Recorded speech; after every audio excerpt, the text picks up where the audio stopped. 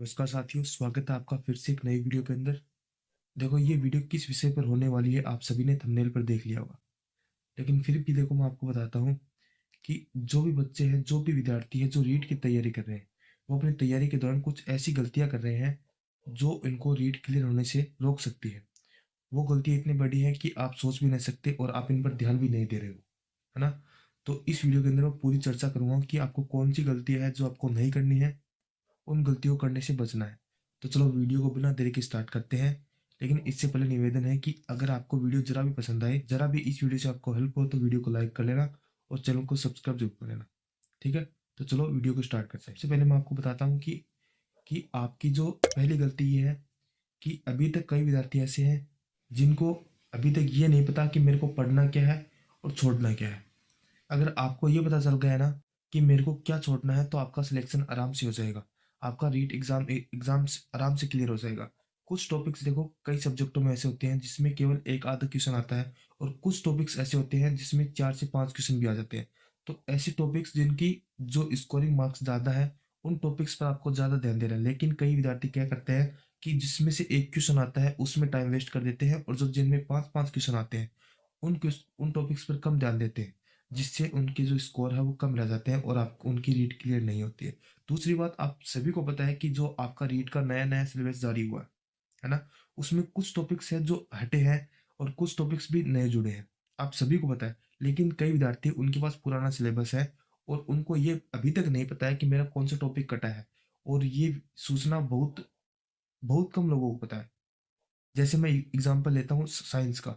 तो साइंस में एक टॉपिक था, एक नहीं दो टॉपिक थे, जिसमें एक था सौर परिवार वाला, सौर मंडल वाला। दूसरा टॉपिक था बहुलक में।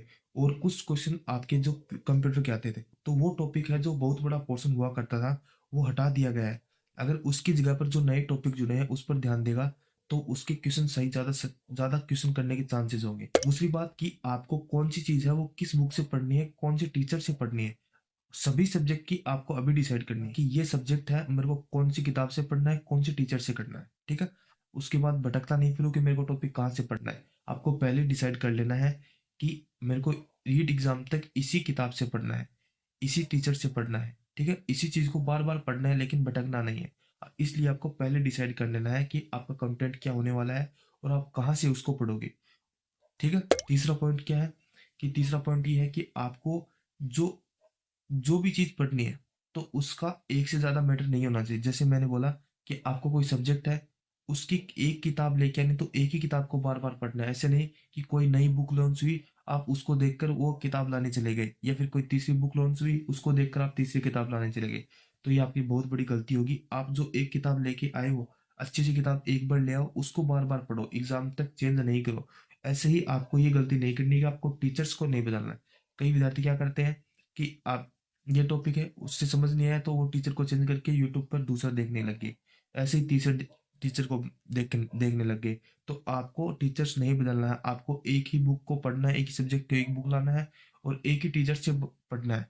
हालांकि उनको बार बार दोहराओ, बार बार पढ़ो, तो आपको ज़्यादा बेनिफिट होगा। लेकिन आपको अगर कंटेंट चेंज करोगे एग्जाम तक, तो ना तो आपका स्कोर बनेगा, नहीं वो आपको समझ में आएगा जो टॉपिक आप पढ़ रहे हो, है ना? तो इसलिए एक ही चीज़ पर बार बार ध्यान दो और एक ही चीज़ को बार बार दोहराओ, अलग अलग पढ़ने की जगह पर। ठीक है? फोर्थ पॉइंट बताता हूँ, जो कि लास्ट पॉइंट होने वाला है। ये सबसे मेन पॉइंट है। सबसे मेन पॉइंट क्या है कि आपको प्रैक्टिस पर ज़्यादा ध्यान देना है।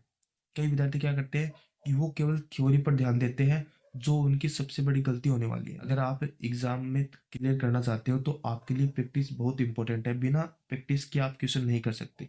थ्योरी पढ़ना अलग बात है और उनको सोल्व करना अलग बात है। इसलिए आपको प्रैक्टिस करनी बहुत ज़्यादा ज़रूरी है।